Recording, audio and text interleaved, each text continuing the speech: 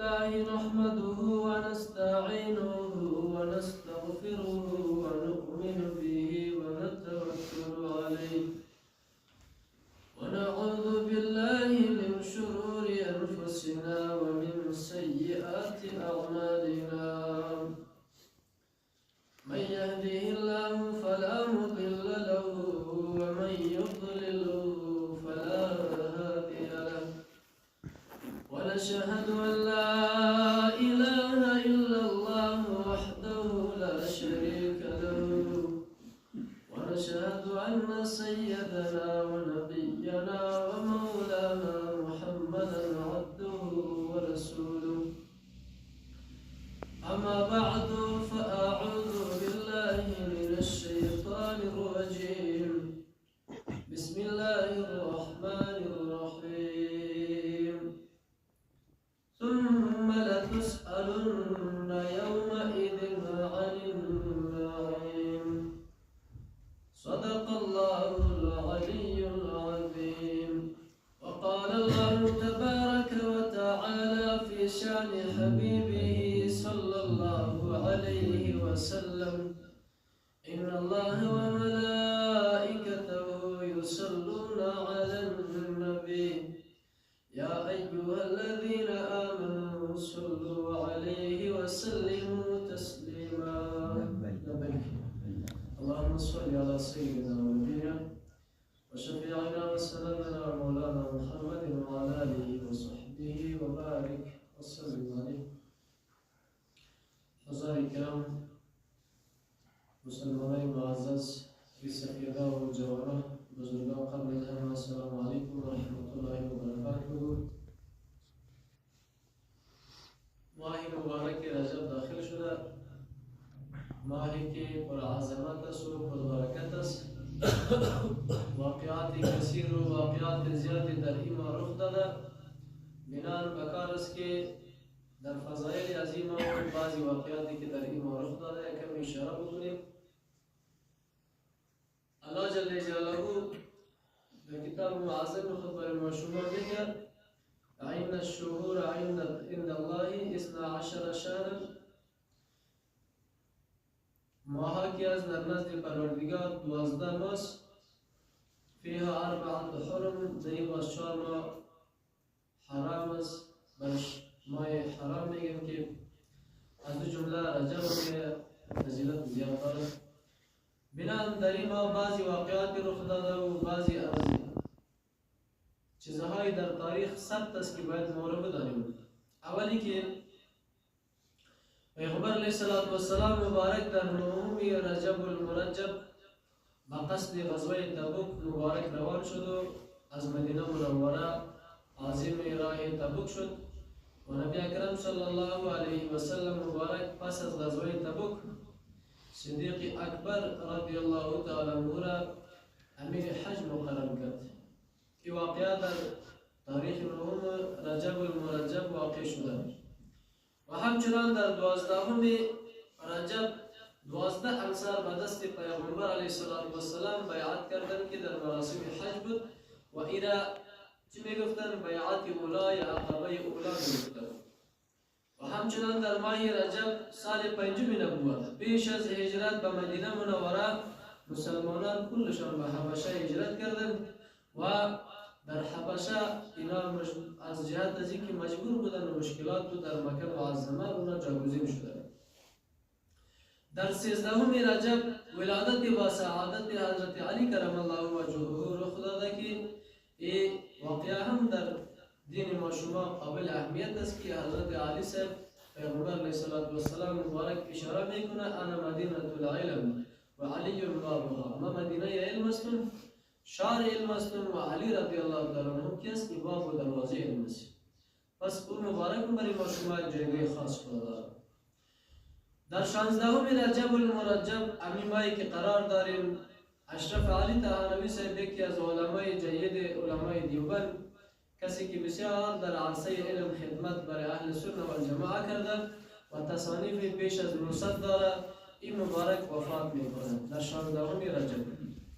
در 18 رجب جعفر صادق رضی الله تعالی عنه وفات کرده و نصف رجب حکم تحویل قبله آمده که 15 یا 16 رجب بود که پروردگار برش گفت که تو روی توبتی به طرف بیت الحرام از بیت المقدس.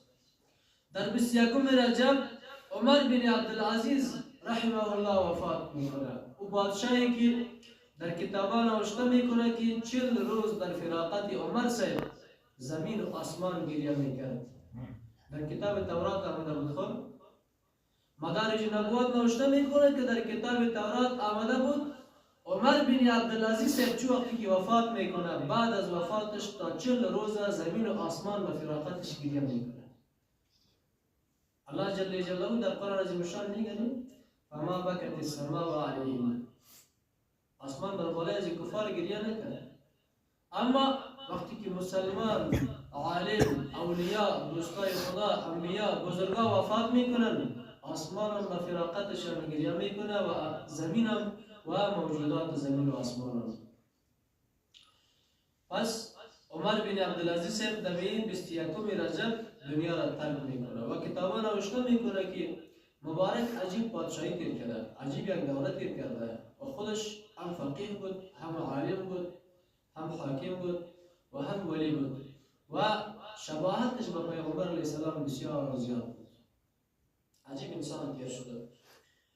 دیگری که در 26 رجب و شب 27 روز 26 و شب 27 واقعی معراج پیغمبر علیه السلام رخ داده که پیغمبر علیه السلام در این شب چی میکنه؟ به آسمانا بلند میشه. گفتیم که جبرائیل علیه السلام به اونای براق برش میگه قربان برای پروردگار بلند کرده به حبیب مرا بیار، اگر اجازه میدی که سفر شروع بکنیم.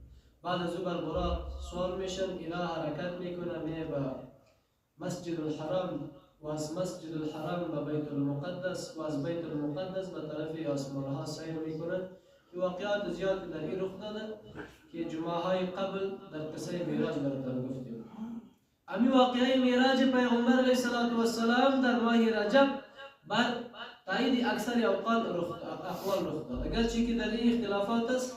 بعضی از محدثین ذکر کردن، بعضی از علما ذکر کردن که در ماه رمضان بود، بعضی گفتن ماه ربیع الاول بود، بعضی گفتن ماه رجب بود. اما ماه رجب قولش بسیار قوی است. به می اتفاق علماست که در 27 رجب شب 27 رجب پیغمبر علیه السلام به آسمان ها بلند شده و معراج رخ داده.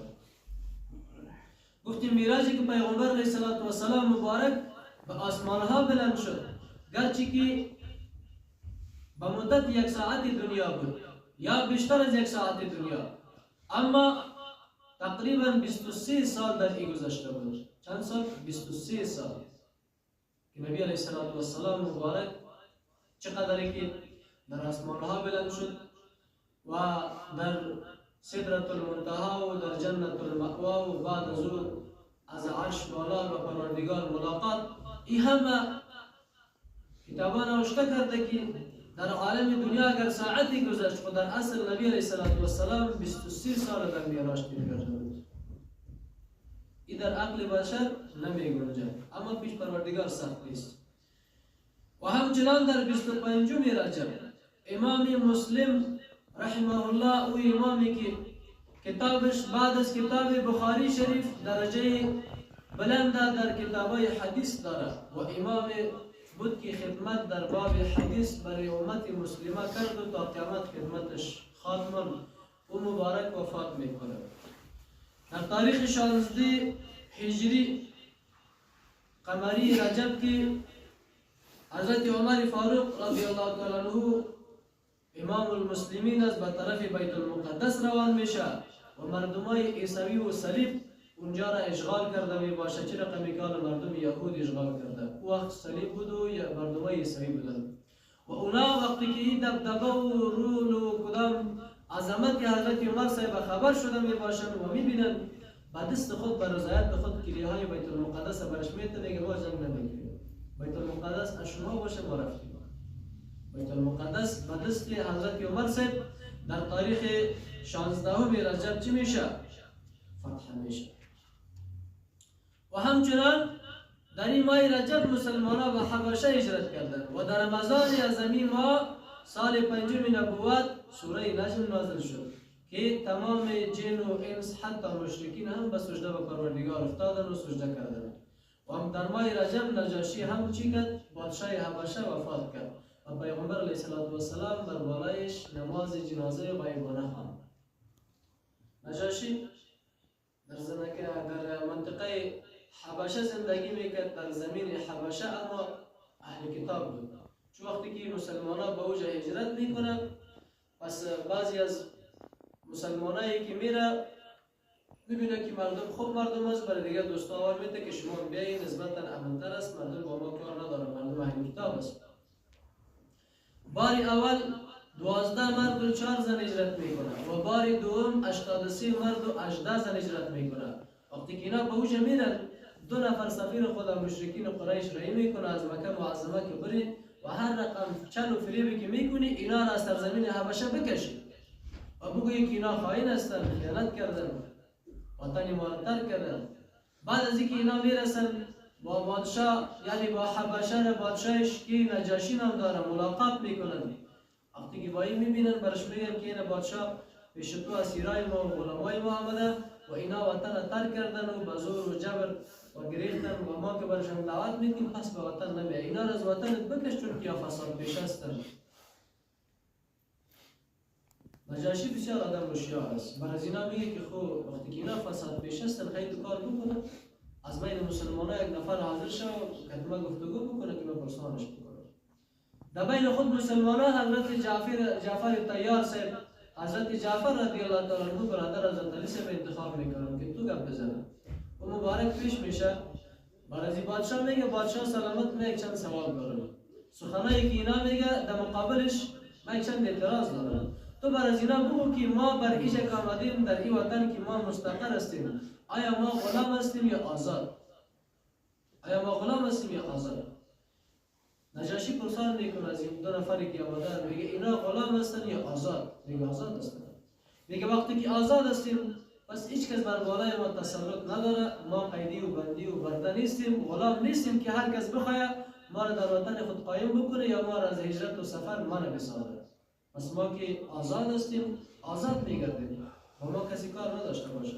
و دیگری که ما دینی را قبول کردیم که الله جل جلاله ما را نشان داد. ما قبل از دین اسلام گمراه بودیم، بتها را پرستش میکردیم، دختران خود را زنده و گور میکردیم، حق و حقوق پدر و مادر و اولاد و فامیل و همسایه و خویش و هیچ کس نمیشناختیم. اما با مسلمان شدن، با قبول کردن دین اسلام، الله جل جلاله قلبهای ما را روشن کرد و ما زندگی را فهمیدیم، انسانیت را فهمیدیم. بعد از اینکه سخنهای از اینا را نجاشی میشنه و برشان میگه که بسیار خوب است، سخنهای شما خود شباهت با امو اقوالی داره که در کتابهای آسمانی ذکر شده. باز از جعفر سے پرسان میکنه پیغمبری که به شما آمد از کدام قوم است، از کدام قبیله است، از کدام مردم است، در بین مردم چی شهرت داره، چی نسب داره،